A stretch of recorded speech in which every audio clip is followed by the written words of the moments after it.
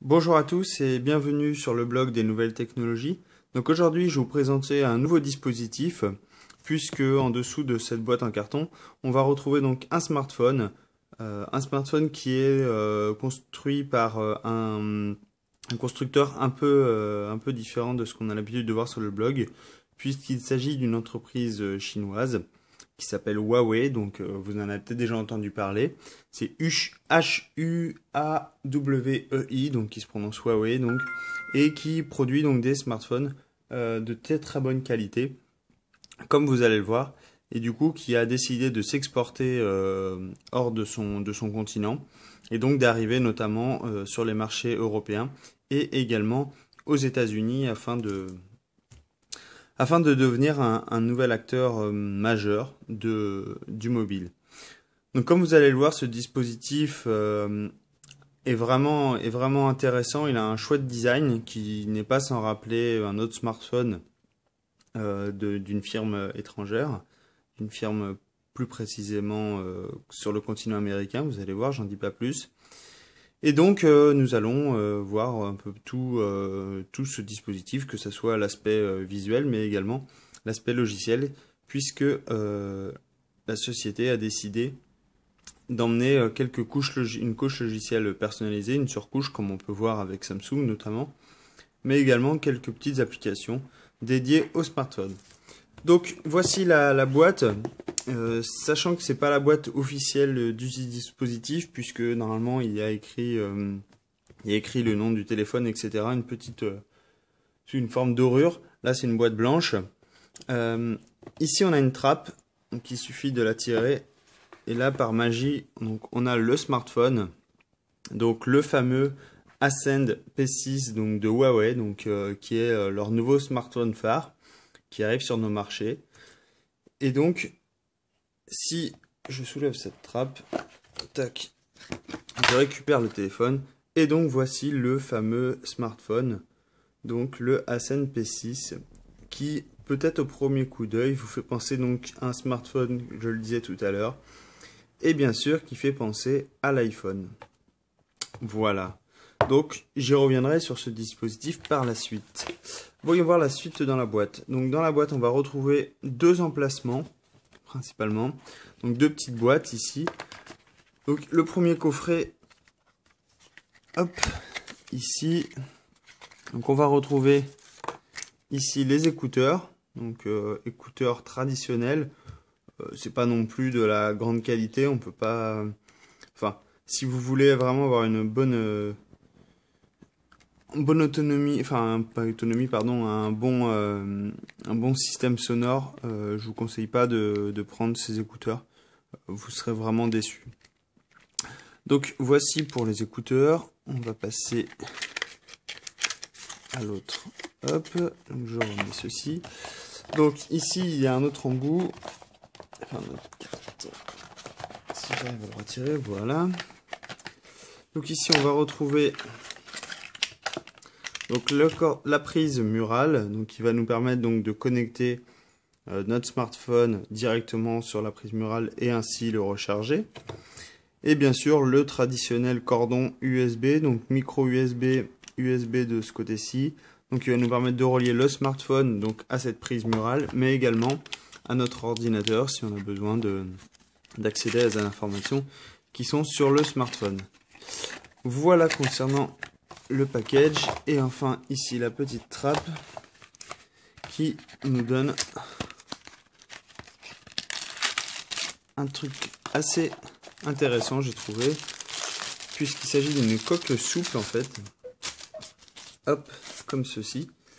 Et du coup on va pouvoir protéger notre smartphone directement avec une coque sans en acheter une, et ça c'est plutôt sympa. Et voilà, c'est une coque souple, pas trop épaisse, donc du coup ça ne... Je peux la mettre dans le téléphone, et du coup ça n'épaissit pas trop le smartphone, mais au moins vous êtes protégé. Et ça arrive d'office avec le smartphone, et ça c'est plutôt une bonne chose qu'a fait Huawei en ce sens-là, puisqu'on va pouvoir protéger notre smartphone dès qu'on le sort de la boîte sans avoir à acheter un nouveau petit gadget. Donc ça c'est un point positif. Premier point positif pour ce smartphone. Hop, j'ai fait tomber le petit truc qui nous servira par la suite. J'y reviendrai. Voilà. Voici concernant l'emballage donc de ce Ascend P6. Rien de bien particulier, rien de bien innovant, hormis le fait d'avoir cette coque qui ressort tout de suite. Donc voici le smartphone en lui-même. Donc hop. Donc comme je l'ai dit tout à l'heure, légère, très légère, voire grosse ressemblance pour l'iPhone. Donc l'iPhone 5. Donc je l'ai pas avec moi ici, donc je peux pas vous montrer les deux. Mais si vous en avez un chez vous ou vous en avez déjà vu un, vous devez retrouver quand même quelques ressemblances avec, avec ce smartphone. Tac. Donc, concernant les caractéristiques de ce smartphone, puisqu'il s'agit d'un smartphone haut de gamme, bien sûr, on va retrouver des caractéristiques haut de gamme. Donc, on va retrouver un écran ici, donc une dalle de 4,7 pouces, donc qui est à peu près dans la norme des smartphones d'aujourd'hui, à savoir que les dispositifs phares sont plus aux alentours de 5 pouces, donc c'est légèrement inférieur à ce qu'on retrouve aujourd'hui sur le marché. Par exemple, si on compare avec le Galaxy S4 Mini, on est sur du 4,2 pouces, donc vous voyez, c'est pas très c'est à peu près dans la même gamme. Concernant l'écran, donc on a une résolution donc HD, donc de 1280 par 720p. On va également avoir une protection Gorilla Glass 2, donc qui va nous permettre de protéger notre smartphone. Donc là également c'est différent de chez Samsung qui utilise la nouvelle couche de protection Gorilla 3. Mais bon, c'est déjà sympa d'avoir ça. On va également retrouver donc un processeur quadruple cœur. Donc c'est le Huawei, c'est le K3V2. Donc il est cadencé à 1,5 GHz. Donc c'est plutôt une bonne, un bon rapport pour les performances. On va également retrouver donc 2 Go de mémoire vive. On va également retrouver à l'intérieur 8 Go d'espace de stockage. Bien sûr, on va avoir un slot pour le micro SD, donc ça j'y reviendrai par la suite. On va également donc bien sûr pouvoir prendre quelques clichés photos, puisque à l'arrière ici on va retrouver donc un capteur, à l'avant également. J'y reviendrai en détail par la suite. Donc voici en gros les caractéristiques de ce smartphone qui sont plutôt convenables, voire très bonnes pour un smartphone d'un prix, je vous le dis tout de suite, qui défie par contre là réellement toute concurrence sur les smartphones haut de gamme, puisqu'on est sur un dispositif qui coûte que 400 €, aux alentours de 400 €. Donc vous voyez, c'est très peu cher. Et du coup, tout le monde peut facilement acquérir ce dispositif. Donc concernant le téléphone, donc ici on est sur donc une façade avant. Donc comme vous le voyez ici, on a une diode lumineuse qui va nous permettre de nous alerter sur les notifications. Ici, on va avoir un haut-parleur. Ici, on va avoir la caméra frontale. Donc c'est une caméra frontale. Alors là, c'est assez impressionnant puisqu'on a une caméra frontale de 5 mégapixels qui permet d'enregistrer en 720p.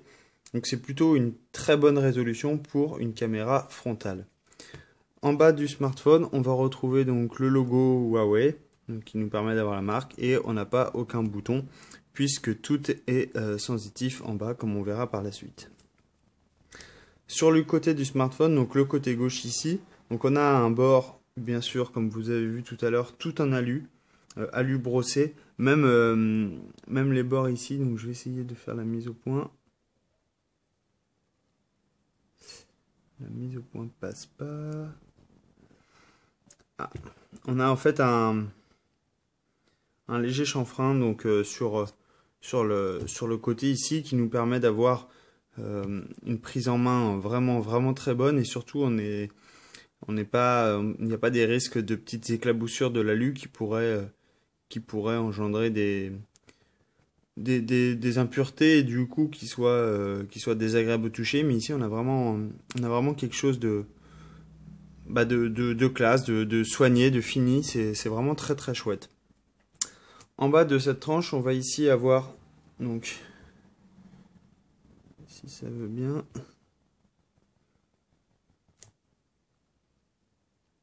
Tac. Voilà, ici on va avoir un petit truc qui s'enlève comme ceci. Donc pour ceux qui sont habitués, qui reconnaissent cet engin, c'est tout simplement pour ouvrir donc la carte SIM et la carte micro SD donc de l'autre côté. Et donc du coup, on a généralement ça dans les boîtes, mais ici Huawei a décidé de l'intégrer directement sur smartphone et comme ça on l'emmène partout avec nous. Donc ça c'est plutôt sympa, c'est aimanté, ça tient bien. Et du coup ça libère ici le port micro jack. Donc la seule contrainte c'est que dès que vous allez utiliser le smartphone et du coup vouloir utiliser la prise micro casque, ce petit objet vous allez devoir le mettre quelque part et c'est là où on peut très facilement le perdre. Mais voilà, j'ai trouvé ça assez sympa, assez novateur et puis ça mange pas de pain de boucher le trou ici. Donc ici vous voyez un arrondi en haut du smartphone, donc vraiment classe aussi.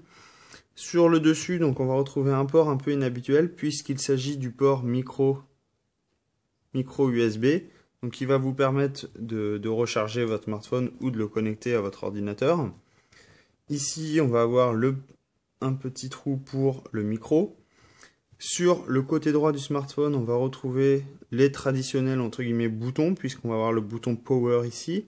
On va avoir le bouton de volume ici. Donc c'est des boutons en alu. Et ici, on va avoir deux trappes donc, qui vont s'ouvrir donc, avec le petit objet que je vous ai montré tout à l'heure. Donc qui va nous permettre ici de retirer la carte SIM et ici de retirer directement la carte SD. Donc, c'est l'inverse, c'est la carte SD et de l'autre côté c'est donc c'est la carte SIM pardon ici et de l'autre côté c'est donc l'emplacement pour la carte SD. Donc comme vous le voyez les deux trappes ne sont pas visibles à l'œil nu, on peut pas savoir, enfin à moins de savoir, on n'est pas censé savoir laquelle est à gauche et laquelle est à droite puisque elles se ressemblent très très fortement. Et donc du coup c'est assez compliqué. Au début je croyais que c'était un modèle double SIM dès que je l'ai reçu, mais je me suis vite rendu compte que c'était pas ça. Et enfin sur le dessous, donc on n'a aucun port, donc on aurait pu s'attendre à avoir le traditionnel bouton port USB, mais Huawei a décidé d'avoir un smartphone en fait ici complètement arrondi qui lui donne une allure assez chouette, et on retrouve juste un autre micro ici. Sur la tranche donc inférieure. Donc à l'arrière du smartphone, donc en haut comme je vous expliquais comme je vous montrais tout à l'heure, on retrouve donc la caméra. Donc c'est un capteur donc de 8 mégapixels qui permet de filmer en 1080p. Et ici on a une flash LED donc qui nous permet d'améliorer la qualité des photos en conditions de nuit. Ensuite ici on a le logo donc de la société, donc logo Huawei. On est sur une façade en aluminium brossé. Donc je sais pas si vous le voyez, mais le rendu, l'aspect est assez chouette. La prise en main également, ça c'est plutôt sympa. Et enfin en bas on va avoir une sortie donc audio et différentes inscriptions. Donc voilà pour la découverte de ce mobile au niveau design. Donc pour résumer, donc un design ressemblant très fortement à l'iPhone 5, donc au traditionnel iPhone qu'on a sur le marché.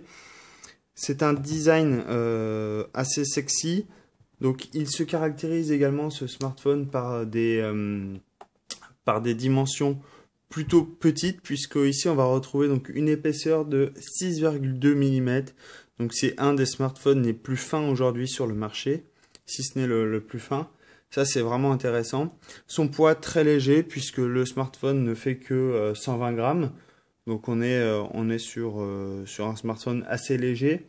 Quant aux dimensions, on est sur du 132,7 en hauteur et on est sur du 65,5 en largeur. Ce que j'ai omis de parler, ou enfin ce que j'ai pas encore parlé pour le moment, c'est côté batterie, puisqu'on est sur une batterie de 2000 mAh, donc bien sûr qui ne se retire pas, puisqu'on est sur une conception unibody. Donc ça c'est le point noir pour moi de ce smartphone puisque 2000 mAh comme vous le verrez dans le test complet dans l'article, ça se consomme très très vite, notamment si on est consommateur de ressources sur ce dispositif. Donc voilà pour la partie conception et les spécifications matérielles. On va passer rapidement à la partie logicielle. Hop. Donc là, voilà, bon, c'est pas grave, on n'est plus sur le réseau, mais c'est pas très très grave. Quoique j'en aurais peut-être besoin. Il va se remettre tout seul. Donc voilà, ici, une fois que l'on a démarré, donc ici, on est sur l'écran de déverrouillage. Donc on est sur sur une surcouche donc de Huawei, donc qui est Emotion UI, donc c'est une nouvelle version qui est arrivée avec ce smartphone. Donc ici on déverrouille le smartphone. Ici on se retrouve donc avec un bureau quand même assez classique d'Android. On va avoir des icônes. Ici en revanche on se retrouve un peu, si je mets sur cette interface, on se retrouve un peu sur... Enfin moi ça m'a fait penser à ça. Le premier réflexe c'était tiens je suis sur iOS avec des groupes, des applications etc. Mais c'est bien l'interface Android donc avec la surcouche Huawei. Donc la surcouche Emotion UI. Donc concernant l'interface, la surcouche, ce qu'elle apporte ici, on va retrouver, vous voyez, sur la page d'accueil, une grosse widget. Donc on va pouvoir modifier la widget, mais également personnaliser à l'intérieur de cette widget même. Vous voyez, je peux choisir des contacts que j'appelle souvent. Je peux ajouter tout plein d'informations directement dans cette widget. Donc ça, je peux personnaliser directement une widget sur cette interface. Et ça, c'est assez novateur et ça arrive donc avec cette surcouche. Je vais également retrouver donc les lanceurs rapides d'applications. Donc application classique d'Android, on va retrouver donc la gestion de nos contacts. Concernant l'interface SMS, ici donc on se retrouve avec une interface classique. Je vais avoir un clavier également tout à fait ordinaire. Donc moi je suis repassé sur le clavier plutôt Android puisque j'avais quand même des reproches à faire sur le clavier existant, donc j'ai changé de clavier. Sinon pour les groupes ici donc d'applications, donc vous voyez ici toutes les applications Google sont regroupées dans un même icône. On peut bien sûr en déplacer à l'intérieur. Toutes les applications ici, je peux bien sûr faire des groupes. Par exemple, Facebook, je peux le mettre ensemble. Je peux le mettre avec Twitter. Je peux le mettre avec Instagram. Voilà, je peux gérer mon propre groupe. Je peux bien sûr le nommer. Donc là, je vais l'appeler social, par exemple. Hop. Tac. Voilà. Et je me retrouve donc avec un groupe qui s'appelle social et qui contient mes applications que je viens de déposer. Qu'est-ce que j'ai d'autre? Je retrouve également une gestion ici différente des notifications, des accès rapides, puisque je vais pouvoir donc automatiser, je vais pouvoir lancer directement le multi-écran, je vais pouvoir régler la luminosité, je vais pouvoir gérer les profils, donc ça je vais en reparler par la suite. Concernant les paramètres en eux-mêmes, donc on va retrouver également des paramètres qui sont ajoutés par la surcouche, notamment ici, je vais pouvoir choisir le verrouillage de l'écran comment je le veux. Je vais également, donc quand je bascule sur tout, je vais pouvoir gérer bien sûr mes applications. Je vais pouvoir gérer l'énergie. Donc ici, on voit qu'on n'est plus qu'à 17%. Je peux passer en mode économie d'énergie. Donc voilà, une application consommatrice d'énergie a été fermée. Donc ça, il s'occupe automatiquement de gérer le mode. Je peux passer en mode endurant. Donc ici, si je passe en mode endurant, je passe à 4h31 d'autonomie au lieu de 3h44. Donc je gagne à peu près 1 heure si je passe en mode endurant. Donc ici, ça va réduire l'usage du processeur, de la fréquence, etc., etc. Donc vous voyez, vous avez différents profils directement pour la gestion d'énergie. Je vais également pouvoir gérer le contrôle des mouvements, un peu comme on a avec Samsung. Je vais pouvoir activer les mouvements. Et du coup, je vais pouvoir renverser pour couper le son, décrocher pour diminuer le volume de sonnerie. Et je vais pouvoir, quand je vais porter le dispositif à l'oreille, je vais pouvoir prendre ou passer des appels. Voilà, on retrouve ces gestions de mouvement également sur Samsung avec sa surcouche TouchWiz. Je vais également avoir la gestion de la sécurité, et etc., etc. Je vais avoir plein de petits trucs. On a un mode gant, donc qui permet une fois activé, donc qui va me permettre d'utiliser mon smartphone également avec des gants. Donc ça, j'ai pas trop testé, je sais pas trop comment ça marche, mais j'imagine que c'est comme avec les dispositifs Nokia, c'est-à-dire qu'on peut utiliser notre smartphone quand il fait froid avec des gants. Alors, j'ose imaginer que c'est ça. Voilà, voilà. Donc concernant, donc je reviens ici. Donc ici, on va retrouver donc une des forces de Huawei, c'est également les thèmes. Et du coup, je peux changer mon thème avec les thèmes qui sont prédéfinis dans mon smartphone, sachant qu'il y a des thèmes en fonction de la coque, en fait, de la couleur du mobile. Donc ça, c'est les couleurs que moi j'ai. Et du coup, on peut changer de thème très très facilement en cliquant dessus. Ici, vous avez un aperçu. Et vous avez également... toc toc toc, je sais plus où c'est. Je sais plus comment on y va. Mais je sais qu'il y a en tout cas... il y a à peu près de 5000 thèmes, je crois, qui sont lancés, qui sont et qui vous permettent directement d'aller sur le web et d'aller chercher directement ces nouveaux thèmes. On va retrouver également qu'est-ce qui est différent que je trouve.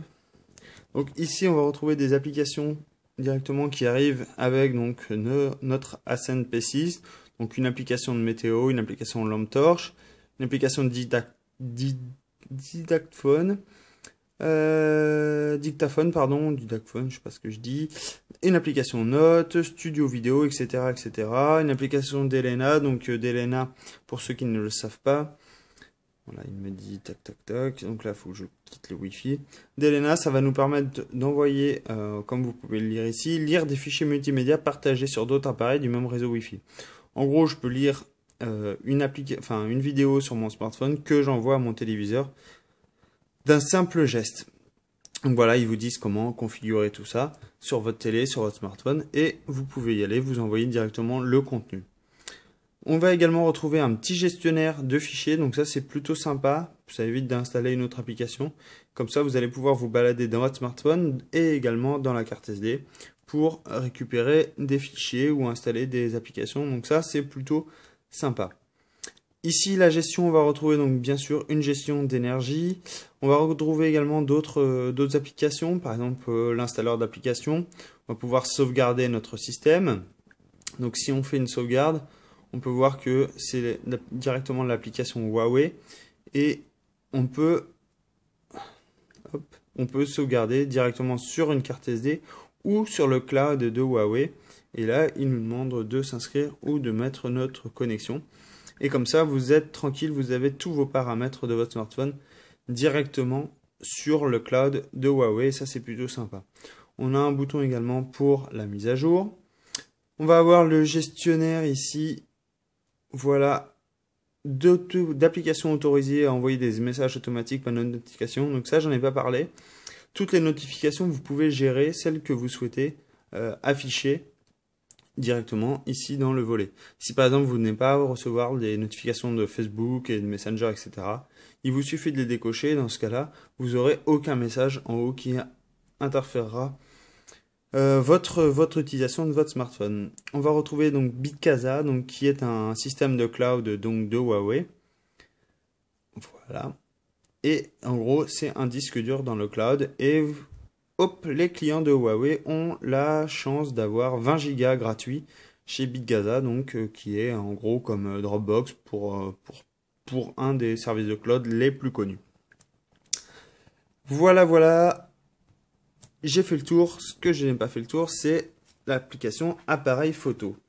Donc photo, donc comme je l'ai dit tout à l'heure, 8 mégapixels, c'est plutôt pas mal. Ici, on va avoir donc une interface un peu classique, on va dire. Vous allez pouvoir ici basculer entre le mode vidéo et le mode photo. Ici, on va pouvoir prendre notre photo. Donc, par exemple, ici, je vais prendre la photo. Si je laisse mon doigt appuyé, écoutez, voilà, prise de vue rafale. Donc là, j'ai pris je ne sais combien de photos. Hop, j'ai une petite coupure de la caméra, mais du coup, je reprends donc le mode rafale.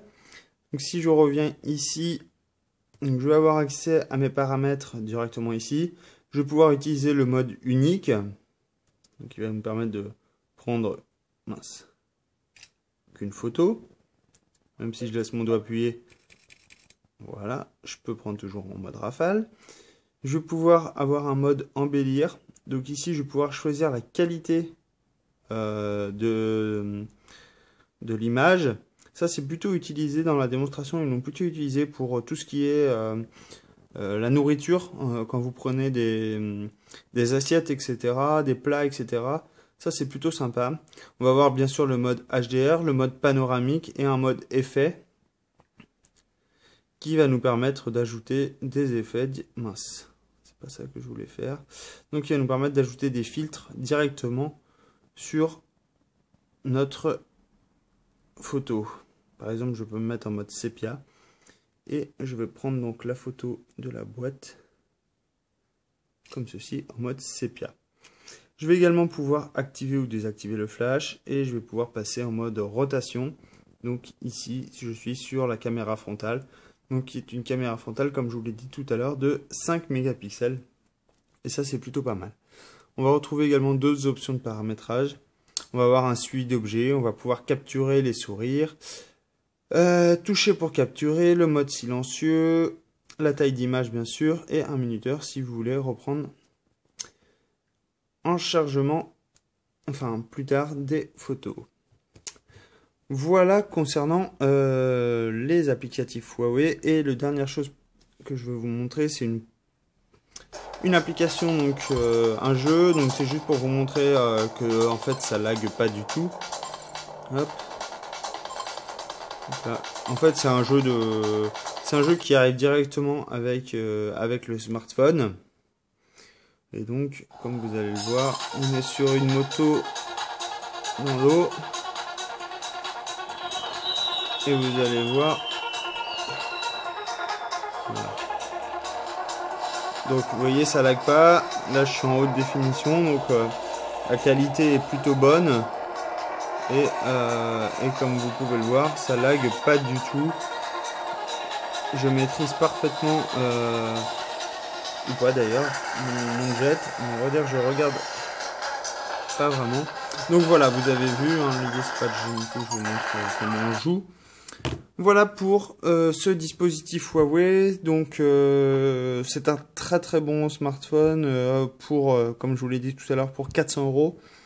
Donc ça c'est plutôt intéressant. Le design est très sympa. On est quand même sur de la qualité alu avec un aluminium brossé à l'arrière, du verre, etc. Donc ça c'est plutôt très très bon de ce côté-là. Les points faibles, je dirais, bon, bien sûr, c'est la batterie, 2000 mAh. On est sur une condition de journée. Si on utilise classiquement, vous devrez recharger tous les jours. En revanche, si vous l'utilisez vraiment abondamment, autant dire que la demi-journée, ça sera vite épuisé. Donc, on est sur une coque, bien sûr, en alu, un petit smartphone et du coup, ça chauffe. Donc attendez-vous si vous surfez sur le web ou vous voyez le peu que j'ai fait ici, la coque c'est déjà un peu chaud. Donc ça c'est un petit point faible. Et enfin le dernier point faible, donc c'est en ce qui me concerne en tout cas, et j'y reviendrai plus précisément dans l'article, c'est la surcouche, donc Emotion UI de Huawei, donc qui selon moi n'apporte pas grand chose. Il y a rien d'intéressant. La seule chose que j'ai oublié de mentionner, c'est ici, c'est les profils. Donc vous pouvez choisir vos profils si vous êtes en mode normal. Vous pouvez configurer le volume, la luminosité, etc. Vous pouvez passer rapidement en mode extérieur, etc. Hormis cette gestion un peu plus poussée des profils, des notifications, des permissions, il n'y a pas grand-chose. C'est un peu le point négatif. Mais on est quand même sur un smartphone haut de gamme qui est à 400 €, donc on ne peut pas non plus tout avoir.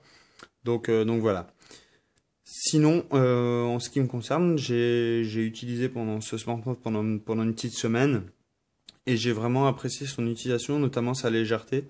Donc voilà, ceux qui cherchent un smartphone qui est vraiment classe, qui fonctionne parfaitement, qui veulent pas non plus se ruiner, c'est peut-être un très bon compromis et peut-être que la Huawei, donc qui n'est encore un peu inconnu à ce jour sur le territoire européen, peut faire la différence.